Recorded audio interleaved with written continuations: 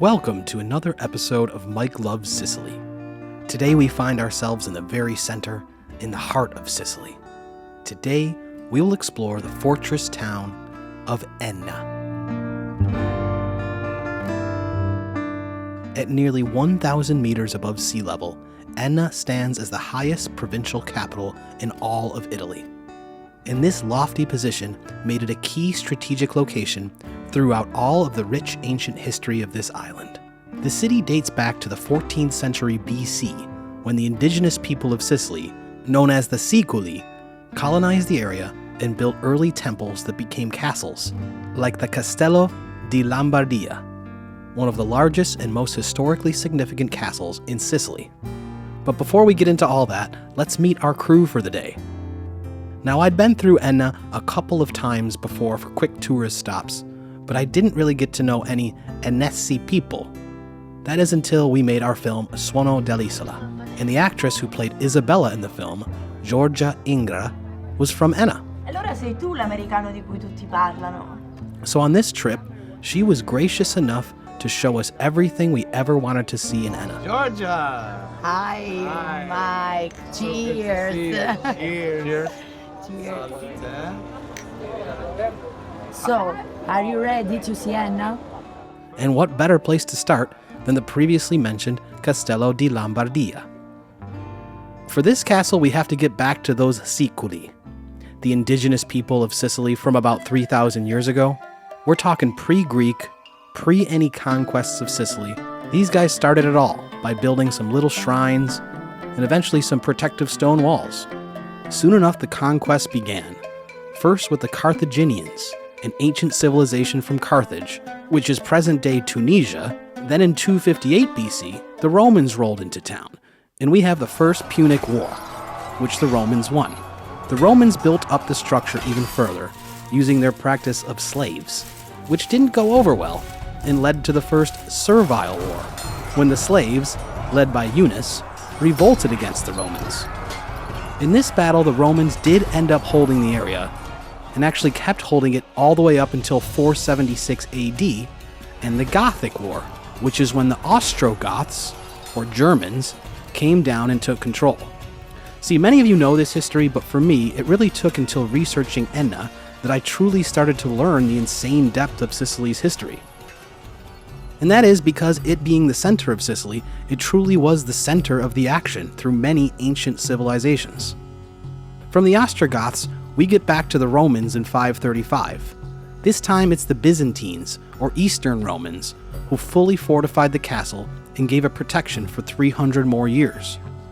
The castle walls were impenetrable, but that didn't stop the Arabs, who famously conquered the city with a famous surprise attack through the sewers below the castle. The Arabs renamed Enna to Castro Giovanni and actually ruled all of Sicily for 200 more years, until the Normans came. Yes, the Vikings came through and took control, and they slowly created a multicultural kingdom, allowing Latin, Arab, Roman, and Jewish traditions to coexist in Sicily. This lasted until about the year 1200, when good old King Frederick II was born. This child king would become one of the most important rulers in European history, at one point becoming an emperor, while ruling a massive domain that stretched from Sicily to Germany. After his death in 1266, and some discrepancy about the ownership of Italy, the Battle of Benevento broke out, bringing a very brief French rule. And then on Easter of 1282, the famous Sicilian Vesper Revolt took place, and the slaves took out the French. The Aragonese, a mostly Spanish conquest, took control from there and fully furnished and fortified the Castello di Lombardia, which is the version we mostly see today. After Garibaldi marched with his red shirts through Sicily, unifying all of what we know of today's Italy, it wasn't until 1927 that the name Castro Giovanni was officially changed back to Enna. So here we are. Today, the castle is open to the public to walk around and take in this 3,000-year-old battle station. The wide open space inside was quite cool to explore, and eventually we made our way towards the walls, where we were greeted by a few castle locals who gave us some of their version of the history. Poi era composto di 21 torri. Questa proprio era una fortezza. E ogni cortile c'era una chiesa. Enna è la provincia più alta d'Europa, Sì. non d'Italia, d'Europa. We are famous. So we are the Mike. highest people in Europe right now? Turns out these guys were absolutely wrong about this being the highest place in Europe. But Enna is in fact the highest province in Italy. And luckily, we met a younger, more knowledgeable employee who took us to the top of the tower to hopefully give us some more truthful information. Okay, so we've made it to the top of the tower here at the Lombardia Castle. Lombardia Castle, and we just had an explanation from some weird old men down there that we learned were telling us false things about the castle. So we found our expert Laura here, and Laura's going to tell us some facts. The speciality of this castle is that where the little place where the king live, con il camino, with There is tipo a fire. per riscaldare. To keep you warm, yeah? Yes, Yes. to keep warm They had a the- wood burning the- kind the of. king. Exactly. The king was Yes. kept warm by fire here for the first time. Okay. And here it's possible to see all the Sicily. If you know that some people come here, you can and start the war, I think. She also explained that in the foresty land area just below the tower, they actually have music performances and sometimes medieval festivals. This medieval folk festival from a few years ago definitely had some fun vibes going on. And another thing to remind you of is, since we are in the highest place in Sicily, and since we're on the top of the tower of the highest place in Enna, when you're up here, you're literally at the highest place in all of Sicily. So it bodes well for photos and selfies.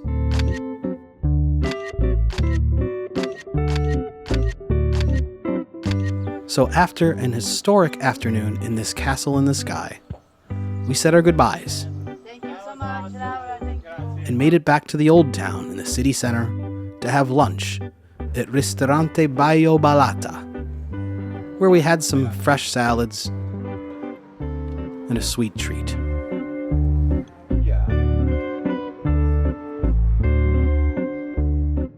After lunch, we hopped in the car and drove to the valley to George's family friend Luigi Prato Milotello and showed us around his Villa Prato. The story here began with a watchtower in the year 1400. You see, in Sicily, during the Norman, Swabian, and Aragonese periods, fiefs were given to noble families in return for their allegiance to the crown. The barons who held them often built estates, oversaw agriculture, and even had their own laws. In 1664, Bartolomeo Milotello bought the fief of Castagna and earned the baron's title by royal decree. From father to son, generation after generation, the title passed. First with Giuseppe in the late 1600s, all the way to Luigi in the 1800s. The Milotello barons served as captains of justice, senators, and stewards of the Sicilian heartland, with Francesco Milotello di Castagna as a mayor of Enna in the 1940s.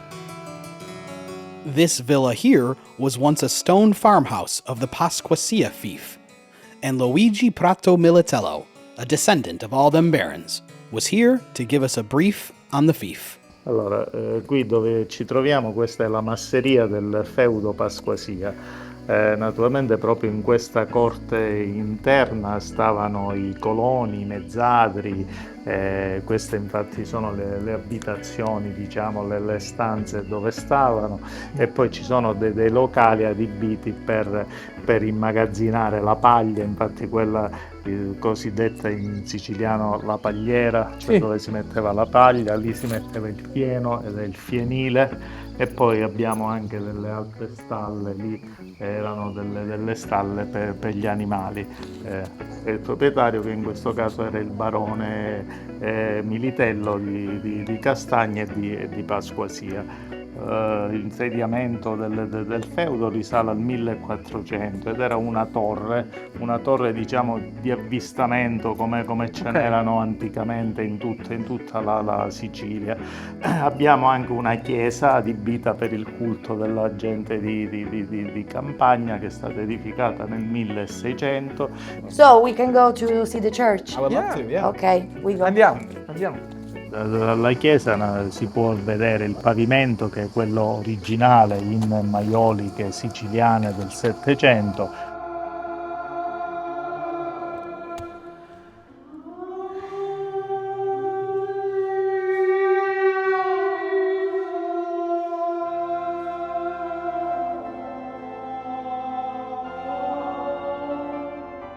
After we tested the beautiful reverb of this 500-year-old church, explored the beautiful ancient grounds of the villa, and took in even more historical knowledge, it was time to head back to town and get a little info on what we were having for dinner.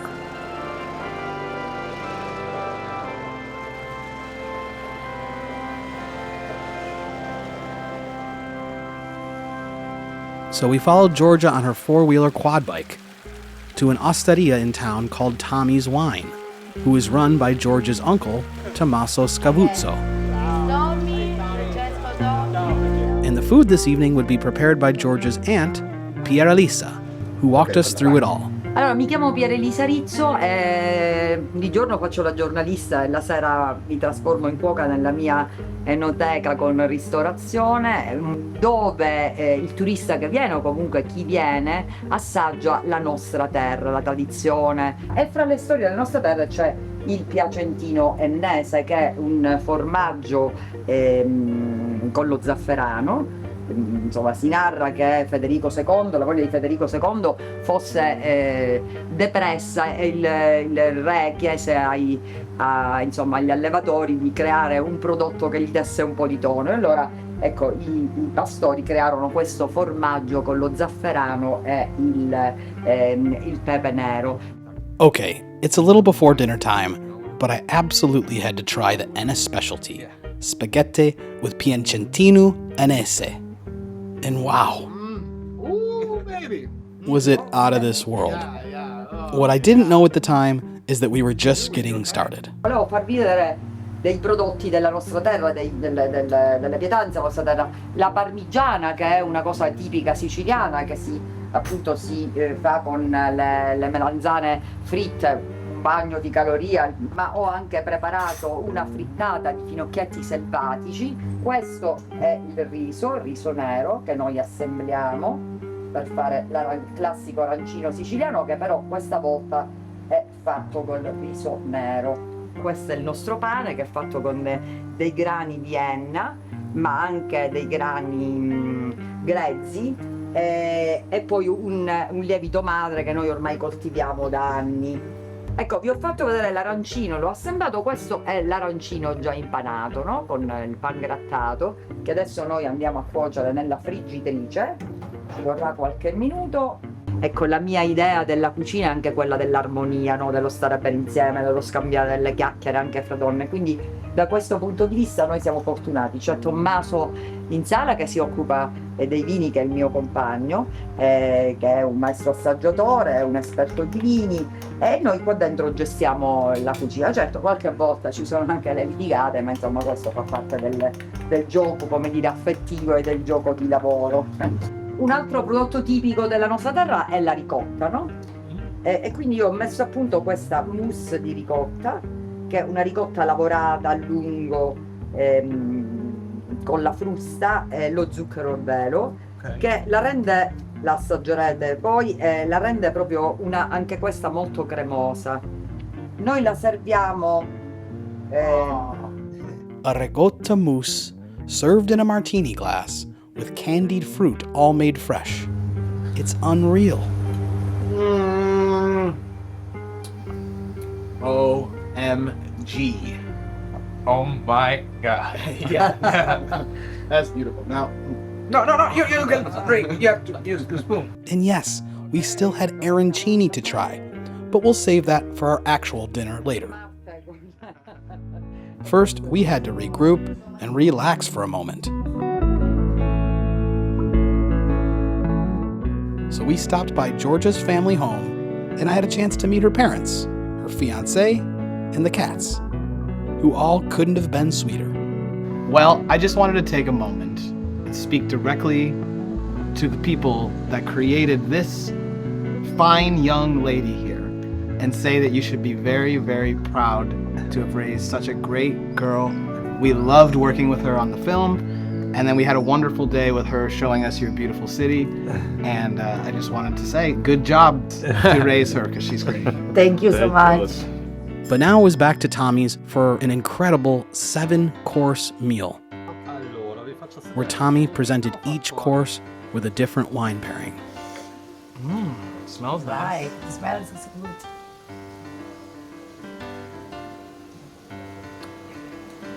I really like it.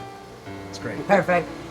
I love a good wine tasting, you know? Yeah, I know, dude. We tried all the food that we had learned about that afternoon, and mamma mia, this was great. Shall we? Oh, it's meant to be, Frankie. Yeah. San Tommaso.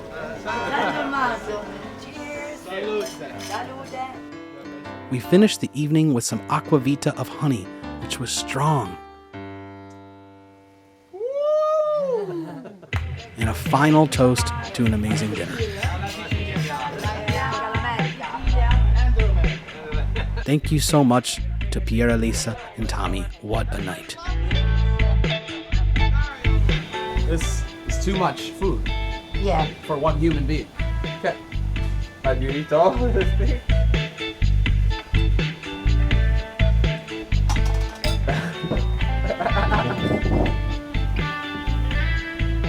You like so much?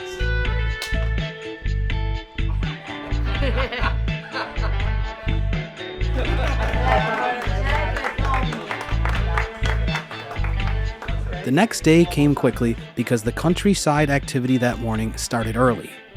That activity being cheesemaking.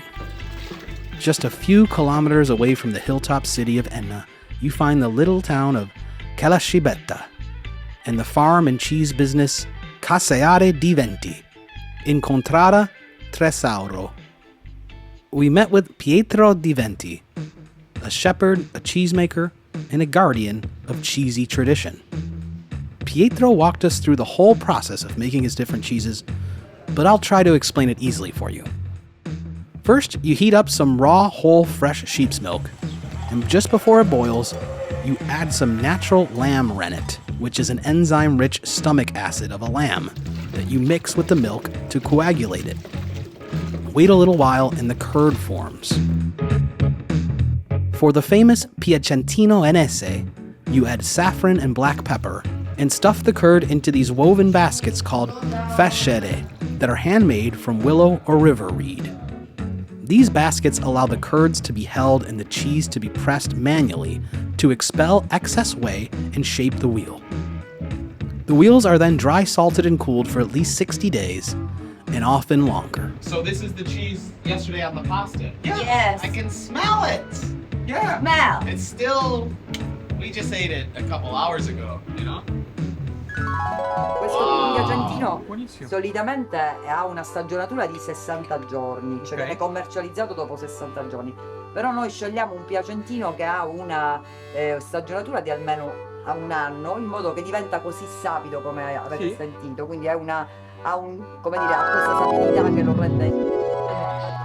Back in the present-day cooler, we were able to smell and breathe Pietro's Piacentino. And we finally stepped outside to taste it, and whoa, what a flavor. There's nothing like eating the cheese right at the source. Back inside, Pietro uses his leftover whey from the Piacentino and adds some more fresh milk, heats it back up, and this time he uses a slightly fermented fig branch to separate the milk. In this process, you stir gently, coaxing it into warm, cloud-like folds of ricotta.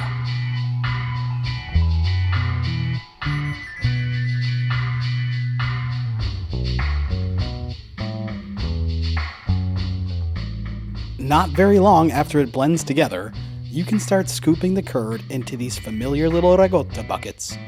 And at this point, warm right out of the pot. You can taste it.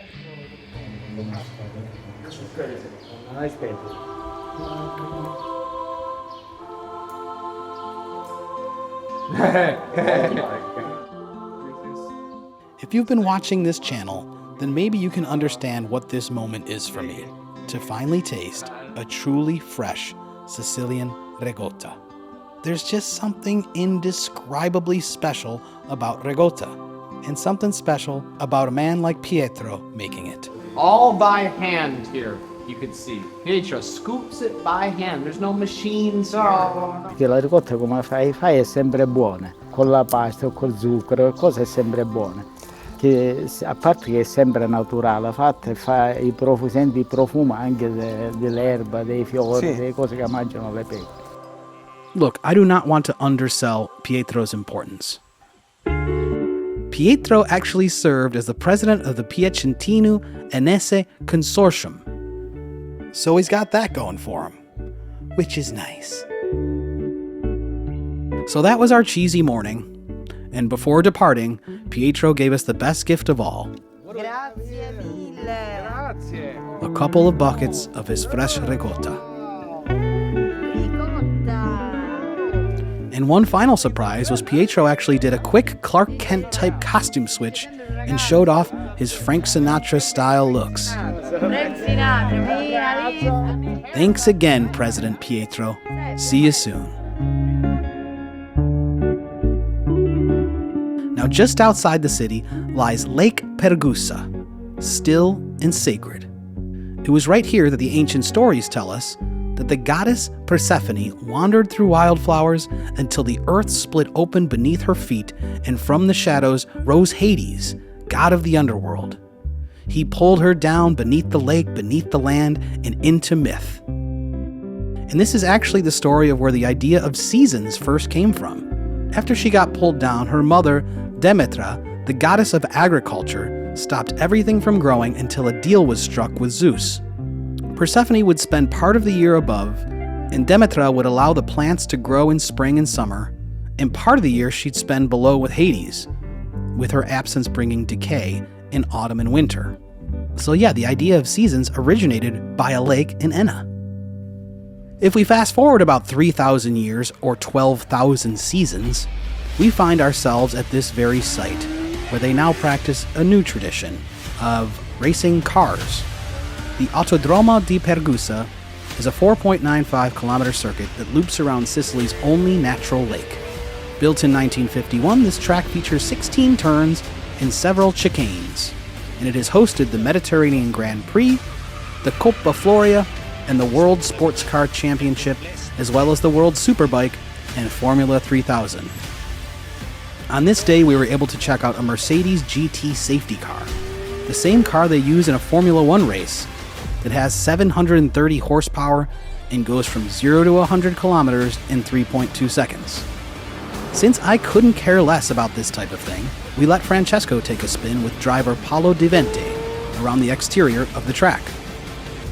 What was more exciting and quite scary to me was putting Valerio, our audio guy, on the back of a motorcycle that Dario, George's fiancé, was driving to get some shots of the car driving at high speeds.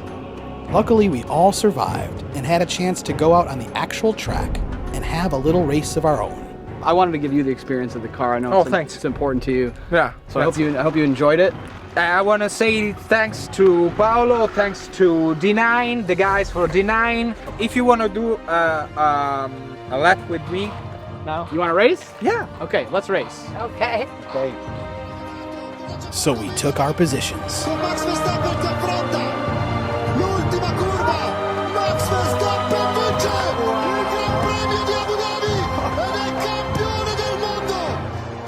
It was neck and neck, but Frank did take this one by a nose. He was unable to race a second time, knowing that he would surely lose. He's got no stamina. He couldn't do it twice. And keeping us from getting other angles and different frame rates. You can't do it. Yeah, too much. So I scolded him down by the lake.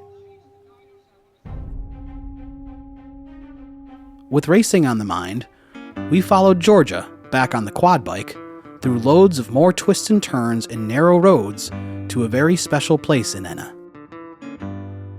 You see, Enna is known for being the center of Sicily, the belly button of Sicily, the umbilical cord, they say. And because of its central location, its height, the climate, the well-draining soil, Enna is the perfect place to grow olives and therefore produce olive oil. Sure, you may recognize this place from our film Sound of the Island, where we used this location to show off Georgia and the olive groves.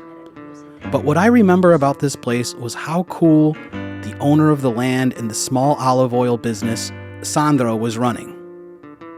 His small business, La Rosa dei Venti, is an organic farm and agriturismo that specializes in small batch olive oil production using eco-friendly practices.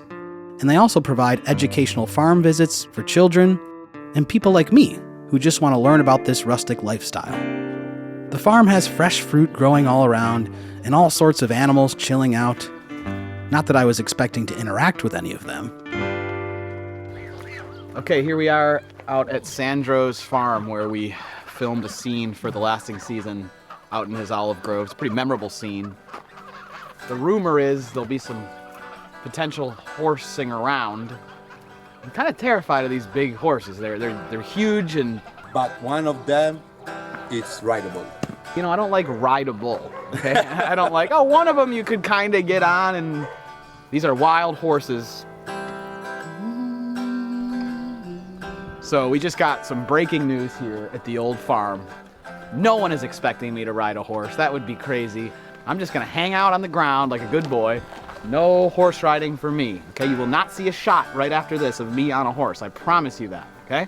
So if that's what you think is coming right now, it's not happening, okay?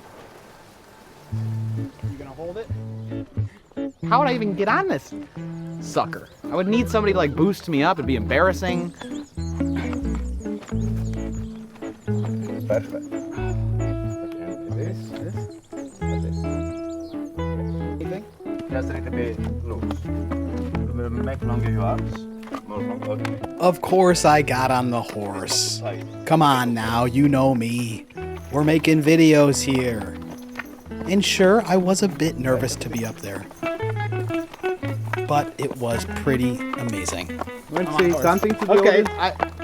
Good job, horse. Okay.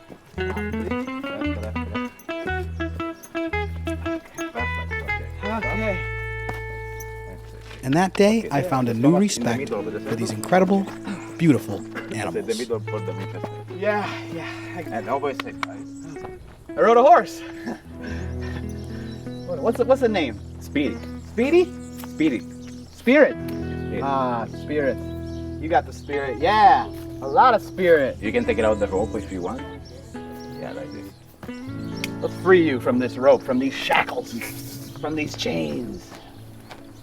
What a good boy. I like that in the wild we have these creatures. We live on a planet where there's these big creatures that are so strong and could maul us if they wanted to. They could take over. Horses could take over the world, you know? Just take us all down. Here's the crew here. They're tight. They're like brothers and sisters here. Family. Sicilian family of horses. Beautiful. Look at those muscles. Did anybody take a video of me on the horse? So that was an experience. But back to the task at hand. We were here to learn about olive oil production. So we got a ride from Sandro's son up into the olive grove to learn all about how a small batch or artisan olive oil producer does it.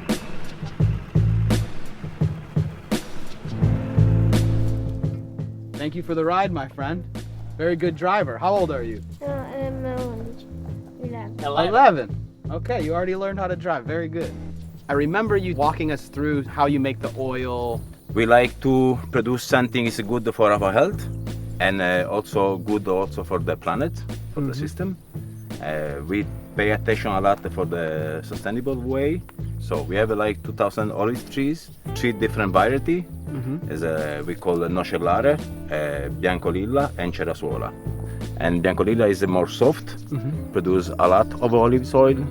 Cerasuola is like more stronger a little bit. And Nocellare is really strong. This kind of olive trees not produce so much oil, but the quality and the tasting is really, really strong. So we take the olives, we put in the washing machine, after go in some machine, crush it everything, and after there is another machine, separate everything. If the machine is cold, come out the oil extra virgin.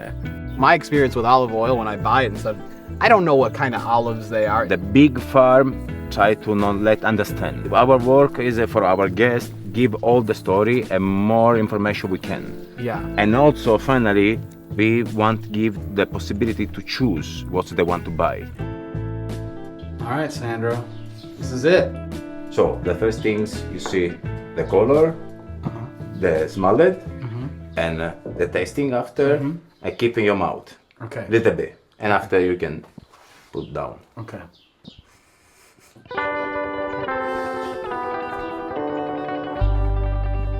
I've never done this before. Okay. I've never just drinking oil out of a cup. It's always the first time. Always the first time.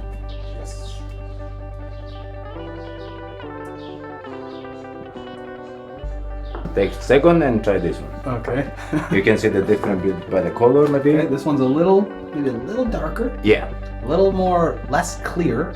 Yeah.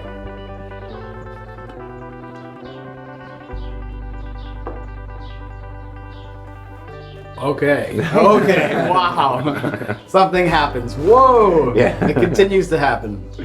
It's an ongoing process here. This one tasted stronger kind of immediately. Okay.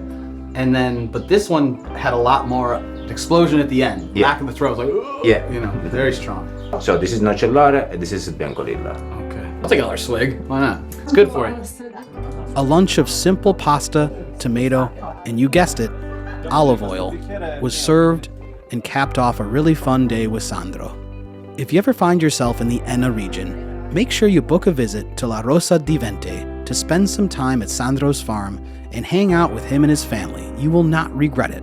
It's really inspiring, and I'm happy to know him. And it really is a joy for me to revisit some of these shooting locations and hang with some of the cast. And as the evening grew near and our trip was winding down, Georgia wanted to show us one more special place in her hometown. Nestled in a quiet valley just outside Enna, her family has a B&B that offers stunning views over the gorgeous mountain scenery of Calascibetta. La Casa sulla Roccia, or the House on the Rock, is available to rent all year long. But today it was reserved for our private aperitivo, and I was able to finally try out one of those quad bikes.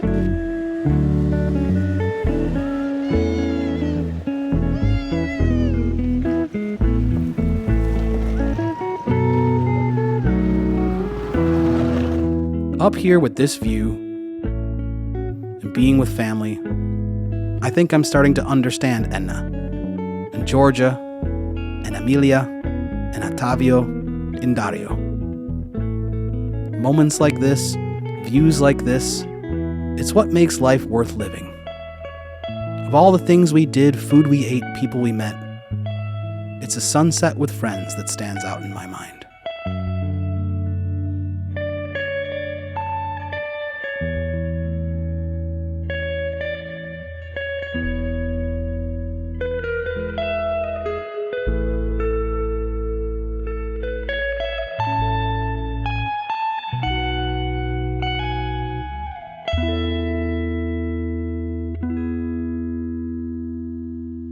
And as we leave you today, I must share another new experience.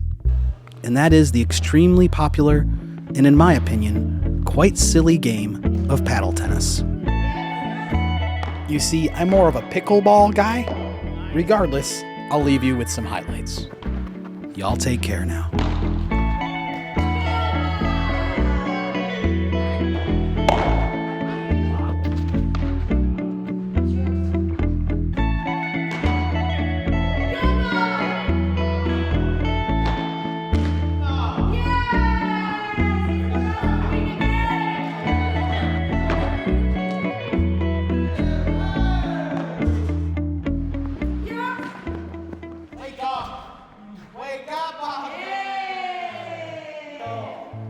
Georgia, I thought you had a really good match. How'd you feel about your match? Thank you. I think that it is the first match in my life I win. So I'm so happy and I'm proud. I win, it's the first time. I think the one game that I lost all day was the game I was playing with Frank. Every other game you lost. Frankie is a good player.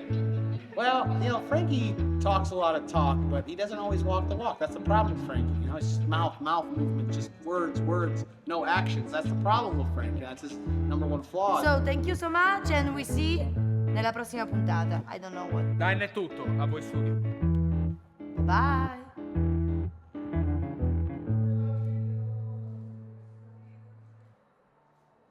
We can go?